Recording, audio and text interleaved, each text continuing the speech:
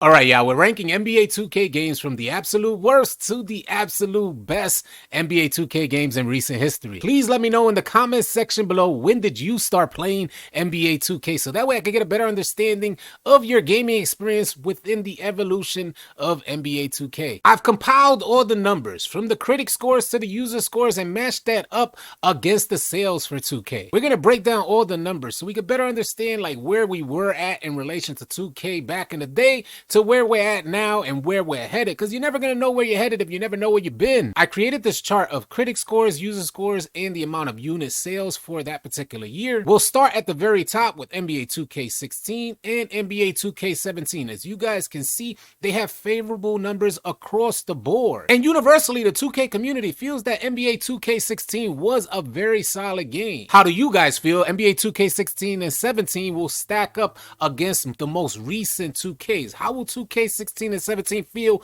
today? In regards to critic scores and user scores, they're very similar, which means critics and users felt very comfortable with the game that was in front of them. 2K16, a Metacritic score of an 87, 2K17, a Metacritic score of an 88, with user scores to match. NBA 2K16 user score 6.7, 2K17 user score 6.3. But as you guys can see at the very end, in unit sales, there's a huge difference in the amount of unit sales. 2K16 selling 4 million, 2K17 selling 8.5 million. In my opinion, that just means that 2K16 left a favorable experience, leading to an increase in 2K17 sales. Because if you match up the user scores between 2K16 and 2K17, 2K16 has leverage on 2K17, but 2K17 had double the amount of sales. And in regards to unit sales, there's an upward trend all the way up to 2K20. But from 2K16 to 2K20, there's a downward trend in the user response. In fact, what you guys may even notice in this chart is that the user score for 2K20 was at its lowest, a 1.6, but they had the absolute most sales. But that's because in 2K20, that's when 2K broke records for recurring consumer sales, microtransactions. You see, 2K16 and 2K17 with super high user scores and Metacritic scores, 2K did not have microtransactions to add to their revenue. And it seems from this chart, and we're looking at the numbers,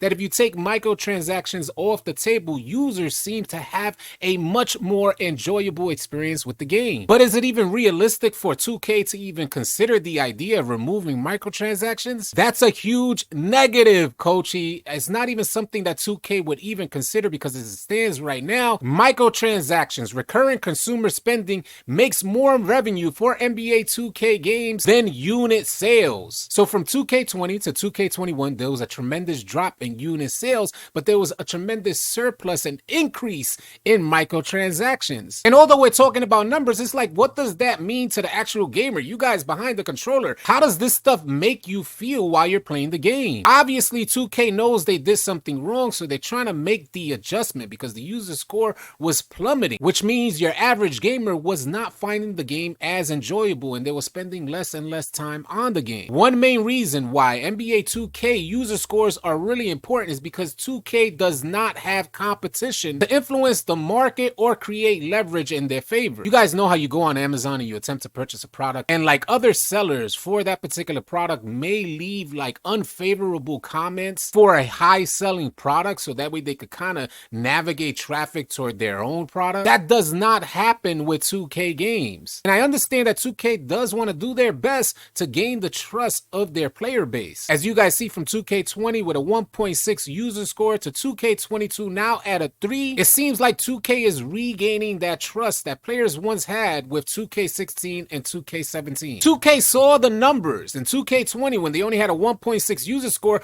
but they had a tremendous amount of sales. And in hindsight, I could say 2K20 was one of my favorite games. But it goes without saying that the aggressive approach toward microtransactions was unfavorable to users. Now, you guys correct me if I'm wrong. I don't think people mind making microtransactions, spending their IRL money, as long as there's an absolute purpose for doing so. Players do not like or enjoy pay-to-win type of games, especially when they're released annually. There's some obvious politics taking place in the background, because when you look at the meta scores are fairly the same. Even with 2K18 standing as one of the worst 2Ks ever made, they still had an 80 meta score. They made a tremendous amount of money, but the user score was really low. The community responded saying, we did not like 2K 2K18. They ended up dropping 2K19, which was a very different game. 2K18, they created the neighborhood. Folks didn't like the neighborhood. The community felt that it wasn't implemented properly. So 2K scratched the neighborhood and then they created 2K19, a new spin on the neighborhood, and it was received really well. But the reason why there was a drop from 2K19 to 2K20 as far as the user score is concerned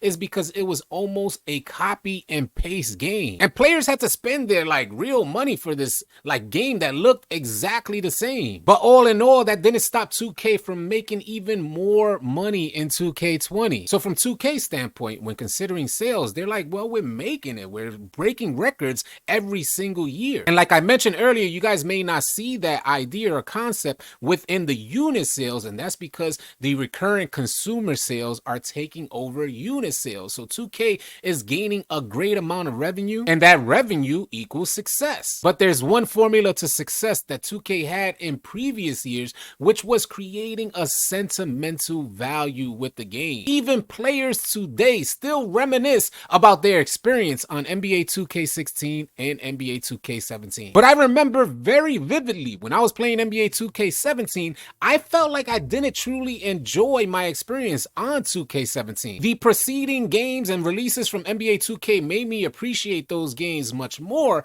but that's not to say that they were absolute great games, which is why I lean more towards the idea that 2K17 won't hold up in today's standards. 2K21, absolutely horrendous experience in my opinion. It was the only 2K that I actually put down and let go. I deleted the game 3 times. With each time that I reinstalled the game, it was because members of the community were saying that it's much better now. I get back on and say, no way was that game fixed. We had unbelievable choppiness, which made the game unplayable online, unrealistic animations. It was a 2K experience that I definitely want to put on the back burner and forget about. 8 million unit sales for NBA 2K21, the same as NBA 2K22, but in my opinion, NBA 2K22 is a much better experience. I enjoy playing NBA 2K22, and I think it's going to go down as one of the better 2Ks. 2K has a strong hold on the basketball gaming industry, and nobody's finna even come close. Brian Mazik first reported on this, saying that EA had planned to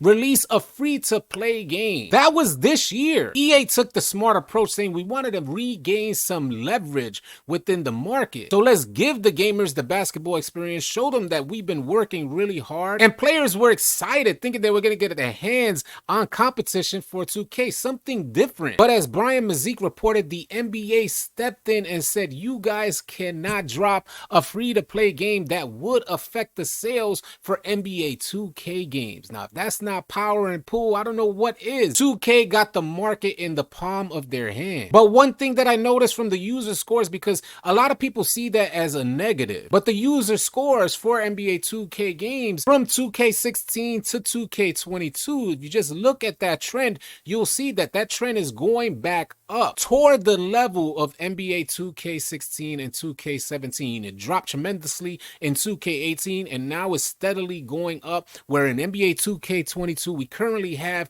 a 3.0 user score, which means that players are finding the game much more enjoyable than they have within the last 4 or 5 years. 2K's aggressive microtransaction campaign within the games does prevent a lot of users from even attempting to buy the game, but that doesn't mean that 2K is not basking in the glory of their financial success. And that's mainly because with those 8 million in unit sales for both 2K21 and 2K22, they made a tremendous amount of recurring consumer sales, microtransactions. So what's to be expected for NBA 2K games in the future is 2K trying to create a balance. 2K knows very well that consumers don't necessarily like microtransactions, which is why the numbers plummeted from 2K20 to 2K21. But 2K knows they can't get rid of microtransactions, so they're going to try to make the game more favorable, but still incorporate microtransactions in the game. Those are my theories and opinions looking at the numbers and trying to understand these trends. If you guys got different theories or understandings from these numbers that you see here, please share your thoughts in the comment section below. Now, before we wrap this video up and tie it up in a bow, I want to rank NBA 2K games from the absolute worst to the absolute best. Starting from the absolute worst, I lean more towards, and you guys may not agree with this, I lean more towards NBA 2K21 being the absolute worst because it is the only 2K that I actually deleted off my system. So NBA 2K21, the absolute worst. Get that off the table. NBA 2K18 is second on that list as the absolute worst 2Ks. And now we're left with the battle of the titans. We got NBA 2K16 left, NBA 2K17 left, 2K19, 2K20, and 2K22. Over the last few months, I have developed different perspectives when considering the ideas of how 2K16 and 2K17 will hold up in today's standards. I had to reevaluate my outlook and set aside my emotional connection to 2K16 and 2K17. Just look at the gameplay and how the gameplay worked. Although there was a fun factor, and I think the fun factor is super important when playing NBA 2K games, I now lean towards NBA 2K20 as one of the best 2Ks of all time. Defense was relevant, the gameplay was balanced. 2K19 is right up there, followed by 2K22. I really enjoy my experience on 2K22. The way in which I view NBA 2K22 is that they just need to make some minor adjustments in regards to gameplay, such as like interior defense, make some minor adjustments there. And 2K22 would hands down be one of the best 2Ks. I believe because we're in the current cycle of 2K22, we can't truly appreciate what we're taking in and experiencing. Very similar to my experience when I was playing these games during their time. We didn't really appreciate them at their time, but after we seen what we done got from 2K, then we gained a new appreciation for the older games. So we got 2K20, 2K19, and 2K22 bunched up together, and that's going to be followed by my experience on 2K16 and 2K17. You guys let me know your thoughts. How do you rank the 2Ks? Let me know your thoughts in the comment section below. What was the best 2K? What was the absolute worst 2K? And the reason why. Hopefully you guys found this video helpful and or informative. And if you did, please consider dropping a like on the video. If you're new to the channel, please consider subscribing, as we intend to have a ton of 2K22 content coming your way. I'll catch you guys on the next video. Easy, y'all.